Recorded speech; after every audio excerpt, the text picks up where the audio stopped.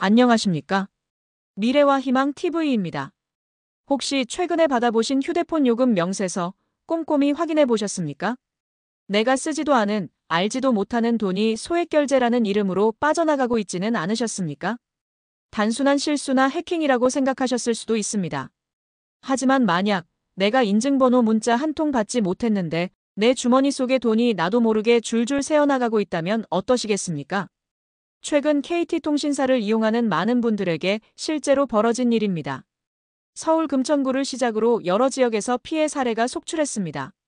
피해자들은 모두 하나같이 말합니다. 결제를 위한 인증 문자를 받은 기억이 전혀 없다고 말입니다. 상상만 해도 등골이 오싹한 이 사건의 배후에는 우리가 눈으로 볼 수도 존재를 느낄 수도 없는 무서운 그림자가 있었습니다. 바로 불법 기지국입니다. 정부에서는 이미 불법 기지국을 전면 차단했다고 발표했지만 이것이 끝이 아닐 수 있습니다. 범죄 조직들은 지금 이 순간에도 더 교묘하고 새로운 방법으로 우리의 재산을 노리고 있습니다. 오늘 영상에서는 이 보이지 않는 도둑, 불법 기지국이 과연 무엇인지, 그리고 어떤 원리로 우리의 휴대폰을 감쪽같이 속여 돈을 빼가는지 그 실체를 낱낱이 파헤쳐 보겠습니다. 그리고 더 중요한 것은 이런 신종 범죄로부터 나의 소중한 자산을 어떻게 지킬 수 있는지, 지금 당장 실천할 수 있는 가장 확실한 예방법과 대처법을 모두 알려드리겠습니다. 오늘 영상 끝까지 시청하신다면 앞으로 수백만 원의 잠재적 피해를 막을 수 있는 가장 확실한 보험이 될 것이라 확신합니다. 이 사건의 전말 인증 문자 없는 결제, 어떻게 가능했나?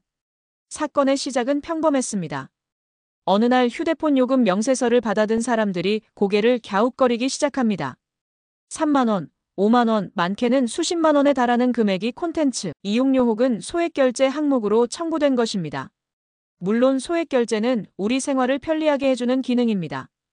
온라인 쇼핑을 하거나 모바일 상품권을 살 때 정말 유용하죠.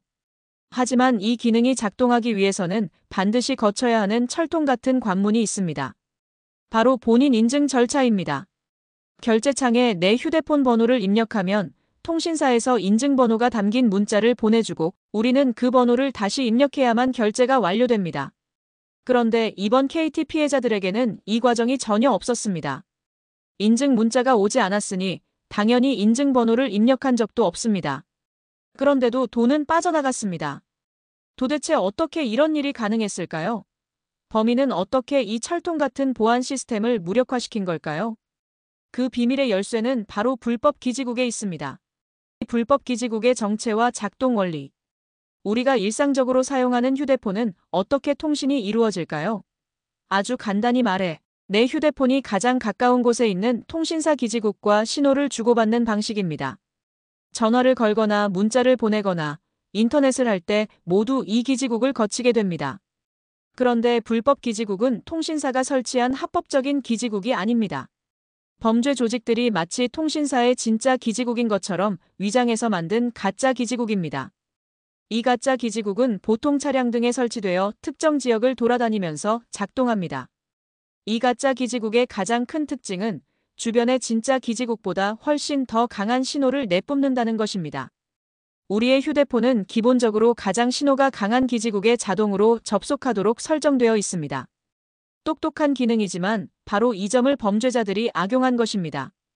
여러분이 길을 걷고 있을 때 근처에 이 불법 기지국을 실은 차량이 지나간다고 상상해 보십시오. 내 휴대폰은 더 강한 신호를 따라 자신도 모르게 진짜 기지국과의 연결을 끊고 이 가짜 기지국에 접속하게 됩니다. 통신사 로고도 그대로 뜨고 안테나 표시도 멀쩡한데 뭐가 문제냐 싶으실 겁니다. 바로 여기서부터 모든 정보가 유출되기 시작합니다.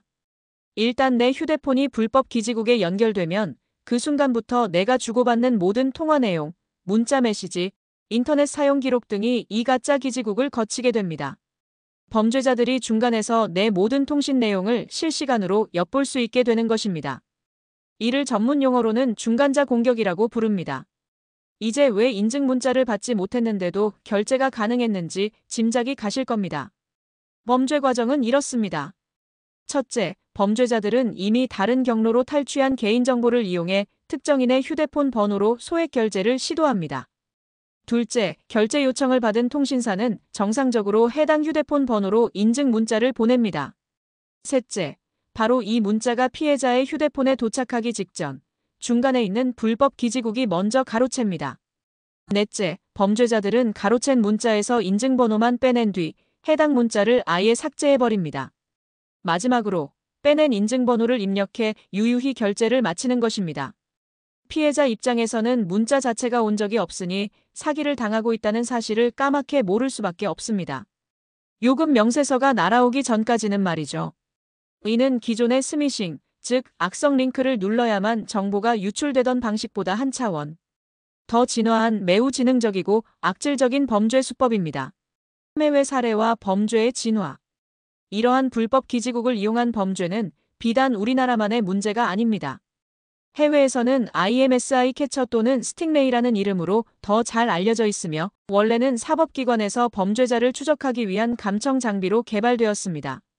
하지만 이 기술이 어둠의 경로로 유출되면서 전 세계적으로 금융 사기와 불법 정보 수집에 악용되고 있습니다. 일본의 경우 특정 장소에 모인 사람들의 휴대폰 정보를 대량으로 수집하여 광고성 스팸 문자를 보내거나 피싱 사이트로 유도하는 데 이 기술이 사용된 사례가 보고된 바 있습니다. 유럽에서는 정치적인 목적으로 특정 인물을 감시하거나 정보를 빼내는 데 사용되어 사회적으로 큰 논란이 되기도 했습니다. 이처럼 범죄 기술은 국경을 넘어 서로 영향을 주고받으며 끊임없이 진화하고 있습니다.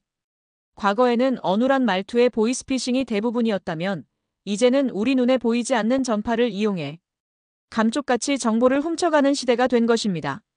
정부와 수사당국이 이번 KT 사건에 연루된 불법 기지국을 차단했다고 해서 결코 안심할 수 없는 이유가 바로 여기에 있습니다. 범죄 조직들은 또 다른 방식, 더 교묘한 기술을 들고 나와 우리의 빈틈을 노릴 것이기 때문입니다. 따라서 우리는 더 이상 누군가 막아주겠지라는 생각에서 벗어나 내 스스로를 지킬 수 있는 방법을 알고 대비해야만 합니다. 내 돈을 지키는 가장 확실한 방법, 그렇다면 지금 당장 우리가 할 수 있는 일은 무엇일까요? 어렵지 않습니다. 오늘 제가 알려드리는 몇 가지만 기억하고 실천하신다면 불법 기지국은 물론 다양한 형태의 모바일 금융 사기로부터 내 자산을 안전하게 지킬 수 있습니다. 첫 번째, 가장 중요하고 확실한 방법입니다. 바로 소액결제 기능을 관리하는 것입니다. 내가 평소 소액결제를 전혀 사용하지 않는다면 이용 중인 통신사 고객센터에 전화하거나 통신사 앱을 통해 소액결제 이용 차단을 신청하십시오. 1분이면 충분합니다.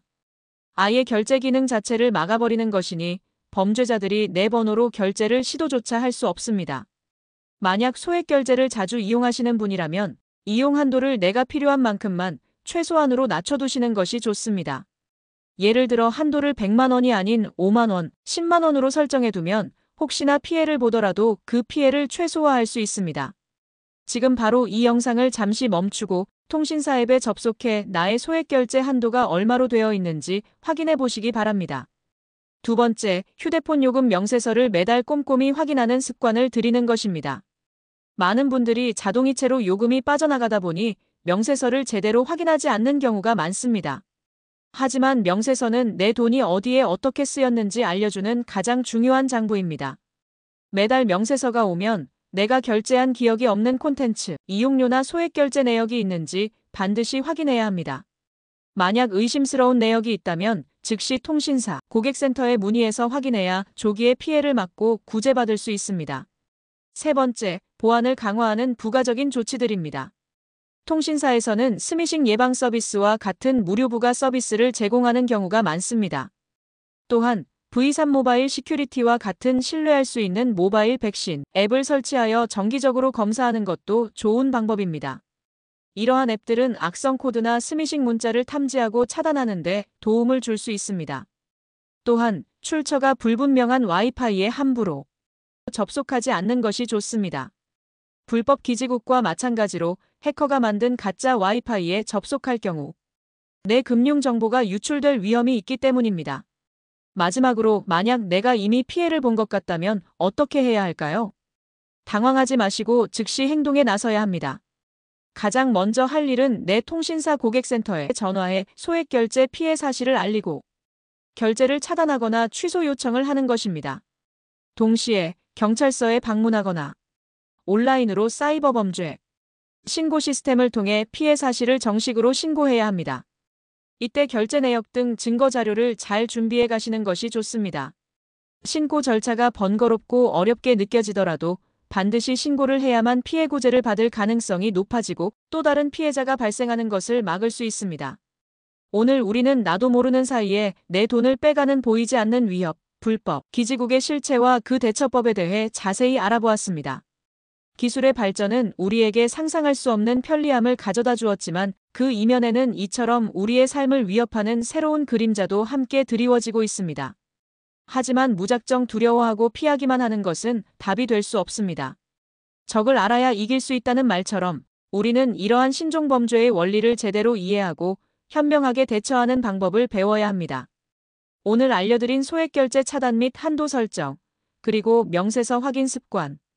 이 간단한 두 가지만 꾸준히 실천하셔도 여러분의 디지털 금융 생활은 훨씬 더 안전해질 것입니다. 자유민주주의 사회에서 개인의 재산을 보호하는 것은 국가의 중요한 책무이지만 동시에 변화하는 위협에 맞서 스스로를 지키려는 각자의 노력 또한 반드시 필요합니다. 오늘 이 영상이 여러분의 소중한 미래와 희망을 지키는데 조금이나마 도움이 되었기를 바랍니다. 그리고 이 정보가 나에게만 머무는 것이 아니라 내 가족과 친구, 이웃들에게도 널리 알려져 우리 사회 전체가 더 안전해질 수 있도록 공유해 주시길 부탁드립니다. 미래와 희망 TV는 앞으로도 우리 중장년 세대에게 꼭 필요한 알찬 정보들로 다시 찾아뵙겠습니다. 구독과 좋아요를 눌러주시면 더 좋은 콘텐츠를 만드는 데 큰 힘이 됩니다. 끝까지 시청해 주셔서 진심으로 감사합니다.